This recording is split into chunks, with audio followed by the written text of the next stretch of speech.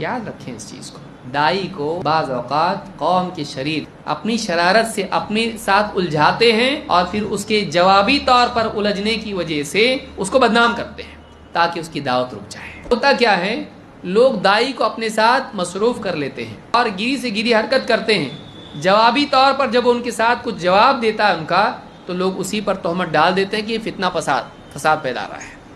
उलझे नहीं, समझदार से बात करें। जब समझदार बढ़ जाएंगे, जाहिल अपने आप चुपचाप कोने में जाके बैठ जाते हैं। अकरम सल्लल्लाहु अलैहि वसल्लम देखिए, आप उसकी तरफ, अबू जहल की तरफ ध्यान भी देते नहीं थे। कि हमारे रसूल सल्लल्लाहु अलैहि वसल्लम का किरदार है क्या है, जाहिलों से एराज करो। क्यों? इसलिए कि जाहिल के पास अपना कोई मकसद नहीं है, वो आपको भी बेमकसद बना देगा, आपको भी अपने मकसद से भटका देगा। तो अपने मकसद को देख के चलना, न कि जाहिल के साथ गाड़ी रोक के उतर के उसकी दुम खींचने में लगना।